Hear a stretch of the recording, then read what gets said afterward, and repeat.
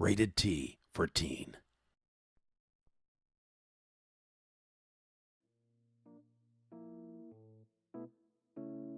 When you think of the greatest lyrical geniuses ever, who comes to mind? Maybe it's this guy, or this woman, or him, not you, or him? But if you said any of those people, you'd be terribly wrong. No, because the right answer is these guys. Which, of course, means not you, Taylor, please, just go away. God. The two greatest lyricists alive are, in fact, Kendrick Lamar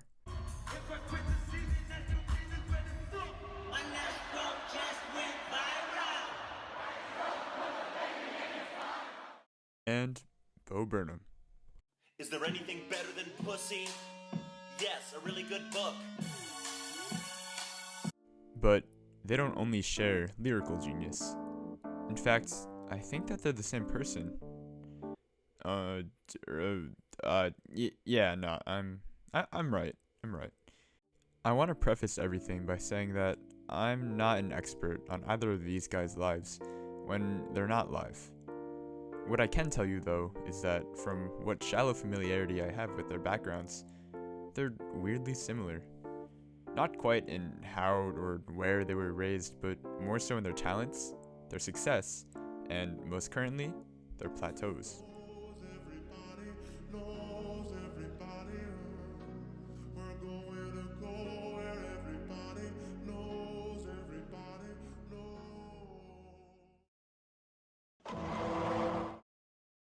Google tells me that these two were born within just 3 years of each other, Kendrick in 1987 and Bo in 1990. They both found early success as teenagers. For Kendrick, that was signing with a record label called Top Dog Entertainment in 2004. For Bo, that was reaching internet stardom on the YouTube channel he started in 2006.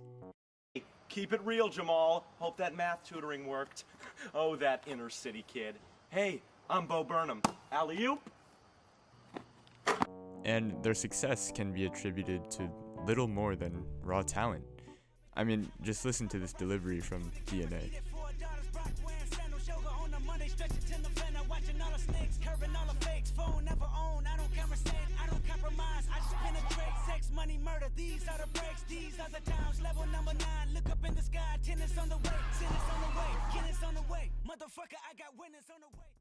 Whew. I'm out of breath, like, for this guy. Jesus. Damn. And, have a listen to this verse from I'm Boyo.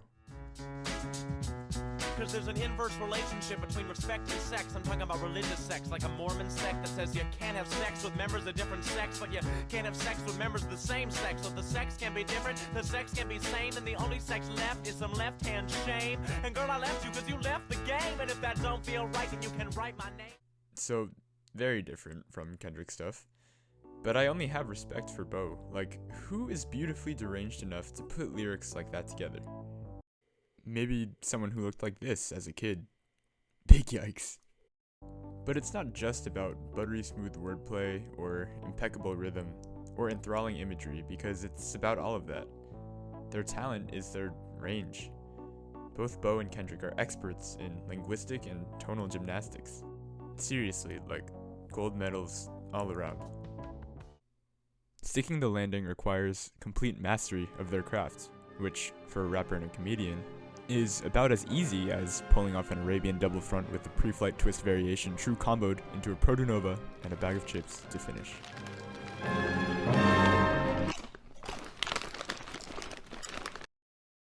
I mean, like, Guilt tripping and feeling resentment. I never met a transient that demanded attention. They got me frustrated, indecisive, and power tripping. Sour emotions got me looking at the universe different. I should distance myself. I should keep it relentless. My selfishness is what got me here. Who the fuck I'm kidding? it just works. There's really not much more I can say about that. But as the old adage goes, the hottest lines are spat the fastest. Said less, I don't know, stupidly, it seems like maybe they've just run out of steam. Kendrick hasn't released a full album since he did Black Panther in 2018. I fight the world, I fight you, I fight myself, I fight God, just tell me how many burdens left. I fight pain and hurricanes, today I wept. I'm trying to fight back tears, flood on my doorsteps. God, that's just such a cool video. Woo! And Family Ties, a collab with Baby Keem, sprung up almost completely out of the black. And blue, because lately, his work has been so rare. That's a little stick joke for you, you know, like black and blue, it's rare. Then you have Bo. He hasn't done actual stand-up in like 5 years, and his most recent Netflix special, Inside, and its accompanying soundtrack, was the ugly hate child of a midlife crisis and a global pandemic.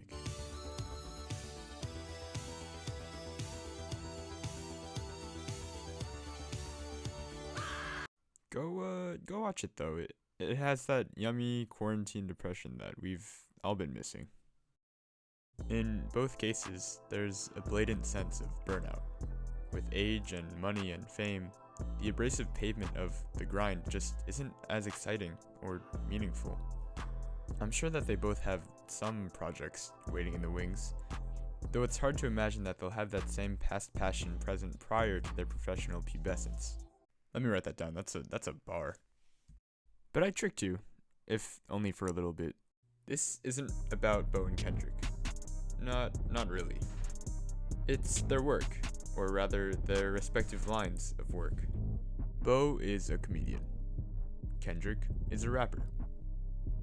It doesn't take a genius to tell you that these two careers take genius. And maybe it doesn't take a genius to tell you that these careers are of the same genus. And by that, I mean there's an undeniable link between the two genres. Do you remember Lil Dicky? Does this ring a bell? You got no choice but to turn this bitch sideways. I can't believe that it's Freaky Friday. Or maybe this. Am I looking like I need to get a job or looking like I need a bodyguard? I play tennis with Leonardo. How y'all train on track like cargo? I go dumb, don't dumb it up. Don't fuck on planes, but I'm coming up. Add up my views to sum it up. I was just on Sports Center. Done it up. His whole brand is that he's not a real rapper. His track, Professional Rapper, on the eponymous album, outlines his whole shtick in an interview sketch with some rando named Snoop Dogg. We're gonna run that joint. Okay, enough of the punchline. That ain't showing me you different than the other guys. Well, I don't know if they can run it like that, but ain't nobody else doing funny type rap. What's that? Well, I could tell a story about my morning, watching Boy Meets World and jerking off to the Pangalorm. It's like the 14-year-old of Panga. And that funny type rap is really his X factor. It's what distinguishes him from everybody else. Throughout the song, Snoop grills him on his background and why he thinks he deserves a job as a professional rapper. And, reasonably, Snoop is pretty skeptical. Fucking Lakers. The guy looks like a musical Bob Ross. He doesn't fit the bill at all. There's a certain identity that both insiders and outsiders to the rap industry associate with the ideal MC, but more on that later. Trying to inject comedy into an art form born effectively without it feels unnatural. So, of course, Snoop is hesitant to give this guy a job. Lil Dicky is, in most ways, a satirical commentary on an entire genre of music. I'll remind you that his name is Lil Dicky, as in, small dick. He has a small penis. Weirdly enough, Snoop ultimately gives Lil Dicky the job. What Snoop realizes by the end is that Lil Dicky has what it takes to be a rapper, even though it seems like his goal is to be a comedian. At its core, rap is supposed to tell a story, and the best comedy does the same. And Lil Dicky can tell a story, that's for damn sure. He even has his own TV show. What is Crip, Gator? Show me with your hand. So I'm doing Crip every time I do a Lil Dicky thing? I think back to our conversations about signifying. Someone in this classroom mentioned something about how instances of signifying are contingent on audience engagement. Even though I'm gonna steer clear of signifying because it's hard and scary and confusing, that audience engagement piece really is integral in both comedy and rap. So Snoop sees that Lil Dicky deserves a chance. Rap and comedy really aren't so different after all. There's a place for comedy and rap, and likely vice versa. But I don't think that was the problem that Snoop had at first. It definitely didn't help that Lil Dicky was, to a certain extent, trying to reinvent the CD. His style is unorthodox when compared with the rest of the industry. Snoop's issue with Lil Dicky wasn't something as superficial as trying to make rap funny. If anything, that little quirk earned him the job. I think it was something even more superficial, actually. Super duperficial? The problem, of course, is that he's white.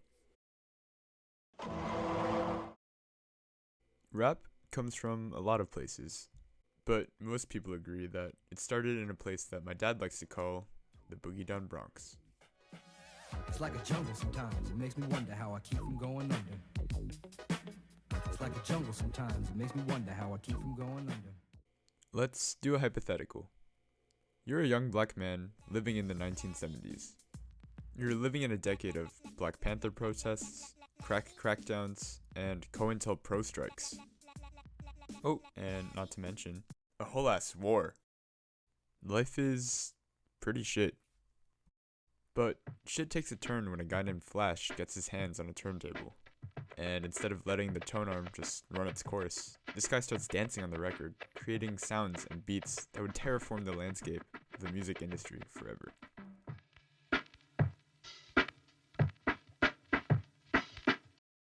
But to quote any one of my many wise ancestors, the beat isn't sick without words that stick. In other words, you can't create a movement with funny sounds alone. You might have started with a guy named Flash, yet you ended with a Tribe Called Quest, and a doctor named Dre, and an ice called Cube? A cube called Ice, maybe. That didn't work. Point is, rap has roots. Roots that grew in a world without even a sliver of sunlight, where the soil was cold and dank and suffocating. Sure, rap began as catchy party anthems, but it became a collection of hate letters on express delivery to a system that oppressed and suppressed and repressed. Struggle has always been, and still is, a theme that pervades the genre. That's why rappers like Jaden Smith are given a bad rap. I mean, it's hard being Will Smith's son. I just want to make sure my next project reflects that I'm a down-to-earth, normal kid. Am I making any sense? Or why Drake gets flack for, being a lesbian? Talking all the shit that you done been through. Yeah, say that you a lesbian, girl, me too. Hey, girls want girls where I'm from. Hey, well, yeah, girls want girls where, Besides the fact that one of them's a pedo, they didn't grow up with the struggle so ingrained into the very nature of rap. That alone doesn't quite invalidate their music or their careers, at least not to me. But I'm not a rapper, and I live in a very wealthy New York suburb. What kind of perspective do you think I have? And on the topic of struggle rap, isn't it, I don't know, overdone? Again, total lack of perspective. Stop me if I'm hurting you. Don't get me wrong, I love the making it out the jungle trope as much as the next rich kid. But it's everywhere. Rap, as I understand it, has only one story to tell. And maybe that's true for the OGs as well. I mean, when your legacy is a guy named Aubrey who spits garbage like this. got so many chain, they call me chain and tater. Or this. Cuts too deep for a band-aid solution.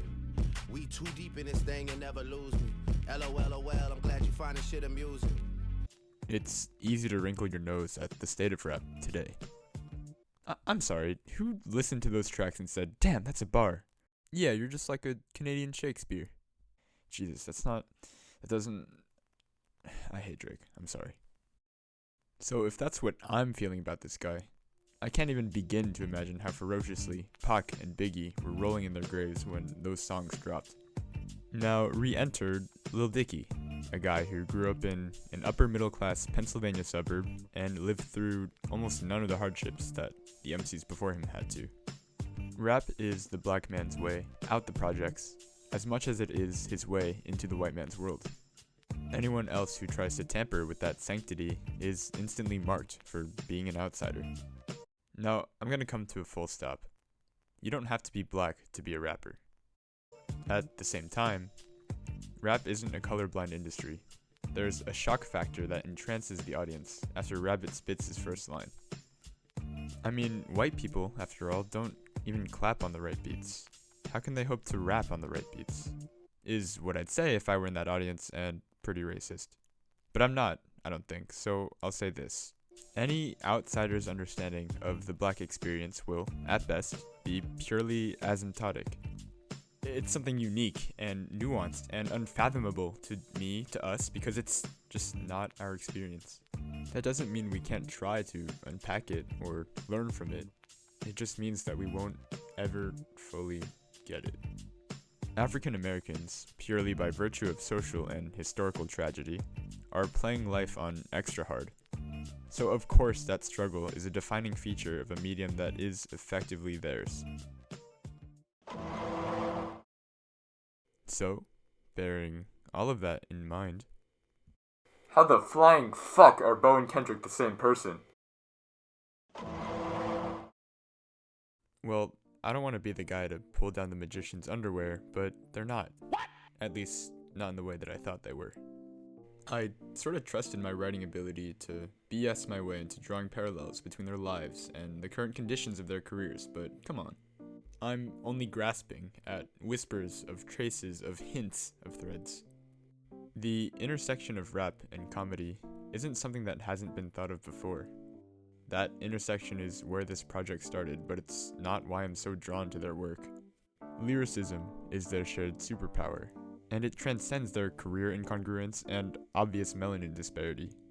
So yeah, it is about them, but it's more so about me, and you, and us. A rapper needs you to hear his message, just as much as a comedian needs you to get his punchline. I'm gonna amend something I said before. Both rap and comedy take genius.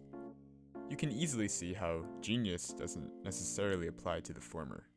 And I would argue that the same is true for the latter.